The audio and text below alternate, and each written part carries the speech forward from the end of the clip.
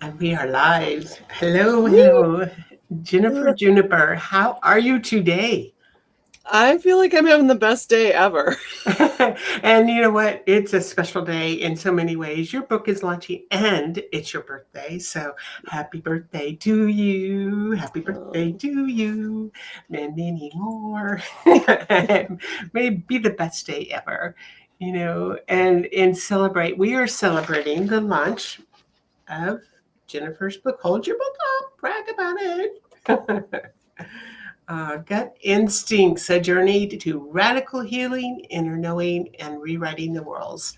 I'm Becky hmm. Norwood. I'm with Spotlight Publishing House. I've had the privilege of working with Jennifer to bring this amazing, beautiful book to the world. And it's been a process. This has been quite a process, but I want to go back to nearly a year ago, maybe not quite that long, when you we first had our first conversation, and there were so many things that you were looking forward to.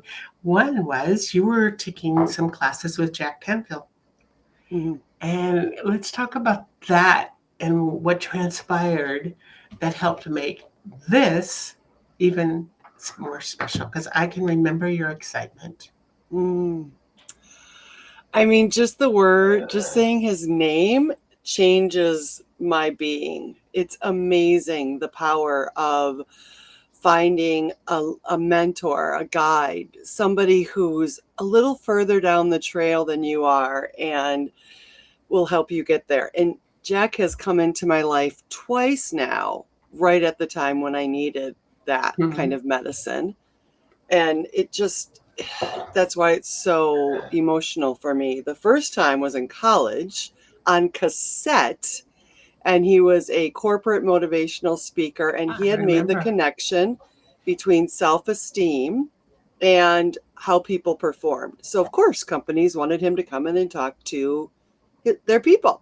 Mhm. And I was not corporate, but I did not have great self esteem. I knew that. And I was also very sick. I was in the throes of not just Crohn's disease, but the lack of medicine to be able to help me. I was actually getting sicker by following the protocols, and I was getting a psychology degree. So I knew the power of my mind, I knew the placebo effect, but I couldn't access it. There's information, and then there's connecting into that information. Right. So Right. finding his cassettes was like, okay, I knew. I just felt in my being that this was for me. This was my next step. And he talked about, it's not the events, it's the stories we tell ourselves within the Absolutely. event. Right. And he's a master at demonstrating the power of your mind. And we all have a powerful mind. We're using it all the time. He just helped me do it intentionally. And it was the first step in not fighting my body physically, my disease physically, but going in through my mind. And that was the game changer in the early 90s. So fast forward to last year, 2024, when I'd kind of stalled out with my book. I started writing this, and it was my COVID project. You maybe heard all the artists sing Hallelujah when we were told to stay home because we're like, oh, we know We what to got do. time. I'm going to write this book. And it kind of stalled out. I got some editing advice that just made it just unwieldy for me. And I sort of tabled it. And then once again, here comes Jack Canfield in a meta ad in August. And I'm like, here he's offering this retreat virtually, and you can get eyes on your manuscript, and then you can brainstorm it with his team. And I'm like, all right, Jack Canfield, best selling nonfiction author. He's like the Stephen King of nonfiction. Whatever he says goes. And he looked at it and said it was brilliant. So I'm like, that's it. We're rolling with it. And he encouraged me to expand it beyond just a solution to Crohn's. He goes, this is for anyone who's overcoming any obstacle. Any kind of obstacle, yes. And so he was already in the book. And then 30 years, this is a full circle moment that took 30 years that I could Uh, never have seen coming. And then he writes the foreword of the book. So he's not only in it, but he's introducing me. It's as good It's as just life gets. truly magical. You talk about in this book, it's a part memoir, part manifesto, and part permission slip. A field guide for those done with surface level solutions and ready to reclaim their inner authority. And those are beautiful words, truly beautiful words. But let's talk about your journey because, as you say, our stories aren't not set in stone. They can be rewritten, they can be reclaimed, and they can be reimagined. Tell us about your journey with that. Oh, wow. We're talking to ourselves all the time. There's been science of like thousands of thoughts that we think every minute, and we're usually not even aware of them. Jung talks about the mind being like an iceberg. Like you only see the tip of an iceberg. The bigger part that really drives the iceberg is underwater. And our mind Absolutely. works the same way. So all these unconscious thoughts were driving my life. I didn't know about them. These are stories that we tell ourselves, and we learn them very young. They get in when we're very young and we have no filter. And they're usually put there by people in authority. And when you're young, you need people in authority. It's survival. And we don't even know that they become self-fulfilling prophecies. So you need a pattern interrupt in these stories. Like with my Crohn's, I had to stop looking at myself as sick and start considering myself healed and well. And within a system that doesn't really have a vernacular for that, it's really built around sickness It and is. mitigating symptoms. A way that I have been living my life is about deliberately controlling and developing our auto-suggestion self-talk and being willing to examine the premise of your thought process. It's most of us are not willing to do that. Um, but developing, paying attention to that conversation that goes, and listening to the words you actually speak, like, "Oh, I'm so stupid," you know. Now that's an awful thing to say. I'm sick and tired. Okay, or you are sick and tired. Those are words that that go through the fiber of our being, and And so they we gum us really, up. yeah, right, right. It's so important to really, really watch what we're thinking, how we're talking, and how we are being in every bit of our life. Yeah, one of the quotes in my book, I love pulling on other people's wisdom. I've sort of made a tapestry of wisdom over the years. And one of the quotes in the book is, your body hears everything that your mind says. And quantum is telling us that right now. Science is catching up to the spiritual side of things, going, we see evidence of that. So when we change how we talk to ourselves, you know, we change how we show up. We change what's possible. Muhammad Ali said, impossible. He just switched it to I'm possible. Bruce Lee says words are magic. That's why they're called spellings. Right. And there was a place in the book that you talked about reframing the words that the things that you like I used to instead of I'm doing. I thought that was Reframing is my favorite superpower. Like uh, anyone, I was just talking to a client yesterday and she's like, I'm not looking forward to this meeting. It's going to be adversarial, it's going to be confrontational. And I was like, or we could reframe that. And she's like, into what? And I'm like, whatever you want. Like you are the orchestrator, the conductor. It's almost like you project who you are and how you feel about yourself into the casting characters in your world. You right, really are writing this.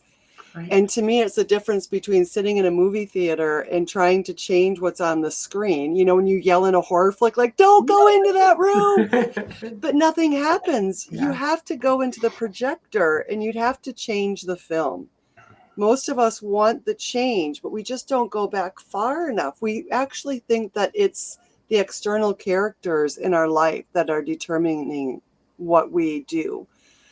And a lot of us have the link of responsibility with guilt. This is why we don't want to take responsibility for our lives, because when we were children, taking responsibility usually got us in trouble. Oh, absolutely. But if you reframe responsibility into response ability, well, who wouldn't want 100% of that? I always want the ability to respond, not react. That's the key is if you react to something, it's like you've had a reaction to medicine. Mm, However, if you respond to the medicine, it's a totally different thing. And it applies all throughout our lives. How are we reacting or are we responding? yeah. And how we respond, it and I've been taking some classes and it has really transformed that react and respond thing really transformed a lot of things for me because I chose a different way to not react but to respond to such life situations. And we all have life situations, some that are very, very difficult, but what are we going to do about it? And do we continue with stinking thinking, or do we clean that thinking up? You know? Yeah. Even look at the word react. You are reacting. It's Right. like you're in Groundhog Day. Right. We've all seen that movie. Right. Like he keeps getting in this loop. Why? Because he doesn't change. And then he resists it first. Then he tries to manipulate it. Neither of those things get him out. And I can see that that's what we try to do. We try to manipulate it. We resist it. And we know what we resist persists. Like this is our soul code. We come in with a curriculum. And if we miss it one time, it's just going to come around again. He has to embrace it. Yeah, it's on loop. Only when he embraces it and goes, well, I guess this is how my life is. How can I serve? I get chills right now. It's like I wanted to get rid of a disease. I never asked why it came. Right. And once I was like, boy, I'm trying to kick this visitor out of my house without going, what are you doing do here? you have do you have something for me? Oh, I am so glad I got Crohn's disease. Like it did things for me that no achievement or accolade or book or anything could do for me. It made me love myself. It made it imperative. If I wanted to get better, I had to find a way to love myself. That's beautiful. So, you had a really wonderful gentleman that wrote a quote, and I know you know him. He's local in your area. His words were a compassionate, practical companion for when nothing else seems to help. Tell us about this gentleman as he got a hold of your book. That's my gastroenterologist. Yeah. I love him. I love him. He sings my song as he comes into the visit, the exam room, and he is a partner in my care. The first time I saw him, he started like this. Let me tell you the 3 mistakes that I first made with people with Crohn's and colitis.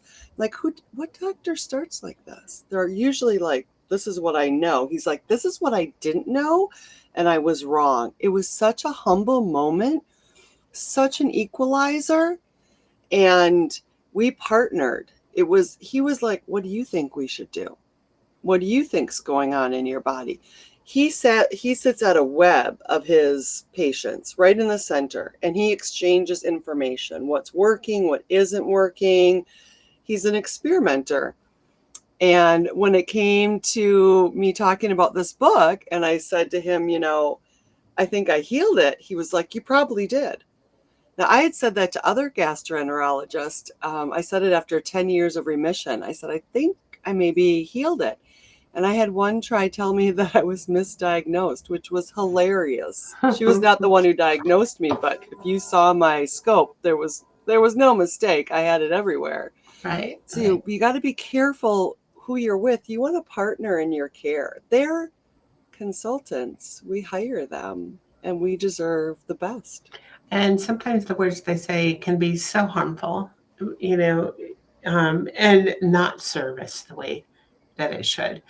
In your bio, you say Jennifer. It says Jennifer Juniper once went on a 30-day spiritual Mm, retreat and stayed for 12 years.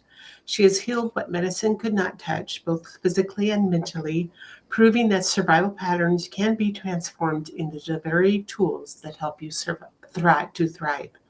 She is the founder of the Inner Compass Collective, which guides the spiritually curious through tailored transformational journeys to reclaim their worth, rewire their mind, and rise to their inner authority. mm. An international speaker and intuition expert with a background in psychology, Jennifer has decades of experience translating complex wisdom into practical tools that help people access their true selves. Beautiful words. Beautiful words. So, as you bring this, you've brought this book, it's a bestseller now. Congratulations. Thank And you. as you bring this book to the world, what is your biggest dream? What is your biggest hope? What do you want to see happen? Oh, I just want to gift everyone the experience that I've had in my life. I've had an amazing life. This is why I wanted it to come out on my birthday. It's my gift to the world. It is also my gift to me. Mm-hmm. Uh, but Crohn's was just part of my story, and not to take away healing a diabolical digestive disease. I'm grateful for that every day. But that was not the biggest part of my problem. Like, that was, again, more of the iceberg. But I went into addiction. I had an eating disorder that I needed to deal with. When I went into that retreat, I was maxed out on anti-anxiety drugs, antidepressants, and I still needed Klonopin to go to sleep at night. People that know me now are like, that couldn't possibly have been you, but it was. Mm. So there's just layers and layers of, you look at any superhero movie, it's like that. There's the one battle that they win, and then there's the big battle. Crohn's was the start, but it didn't stop there. And because I was in the mind body thing with Crohn's, but I needed to get into the mind body spirit. Like, there was a hole Right. in my soul, and I was filling it with other people, other substances. And really, it was a soul emergence. I'm like, oh my God, I have anxiety and depression. No, I have a soul that's emerging, and it's in conflict with the physical world. And I didn't know what to do with that. Once I figured that out, through another health crisis, I actually got in a really bad car accident and really messed up my back, and then had a healing on that. Like, it was just another light down the road. Your headlights only shine like 100 feet, We only but go you so keep far. driving anyway, right? You just need to know that next little bit. The light lights up the next little bit, and that's how and I just want that. There's nothing like knowing who you truly are, and we all know who we truly are at the center of our being. My work, my passion, my purpose is to help people discover that, and it's in there. It's just under a lot of other stuff, expectations and conditioning and expertise. Absolutely. Yeah, absolutely. Well, I'm really proud of you for coming this far. And and I know that you talk about the Inner Compass Collective that you're offering for helping others that are getting to that stage where they know they need to do something and just need the hand to guide the way. And I can't think of anybody better that can, do to to really help a person to transform that what's up going on up there, and in here, and really examine it. And Mhm. it's all about the patterns that maybe we keep on doing. Maybe the past is running the show. Maybe there are a whole lot of things, and unpacking it, and we don't need that anymore. And in actuality, becoming your own very best product. Yes, and as much as I love books, I read books all the time. Books have changed my life. Mhm. But if books were enough, we'd all be rich and have, tight abs. Like, there's a connection and a community that can happen. I think a book is a spark, But we all know that if we really want to change, we get around like-minded souls. And that's the Inner Compass Collective. Yeah. It's finding your true north. It's coming in with people that don't want to follow the world or follow the herd. They want to find their unique path in the world and feel fulfilled, not just like, hey, I ticked all the boxes. I got the Right. job. I made the money. I paid the bills. We all know that there's something else and we feel it. It nags at us. And when we get around other people that want to do it too, it's like kerosene. It's just, it makes it easier. It makes it a lot more fun. So the book was just the start, but really bringing people together is my jam. That's what's always worked for me. So to this afternoon, we are going to have, I'm going to get the link for it. We're going to have a Zoom celebration. Let me get the link. I'll We're post gonna it have a little on. party. We're having a party because we have a double celebration today. We have a birthday, and we have a book launch that for a very deserving, beautiful Jennifer Juniper. So join our Zoom celebration at, let's see, it's 3 p.m. Central. I think it's 2 Central. Let me look on my calendar. This is all crazy. Um, I mean, it's oh, fine it either is. way. You are right. You are right. Sorry. I'm free all day, so it doesn't really matter to me 2 when we do. p.m. Central. And let me, okay, now it's not going to let me finish.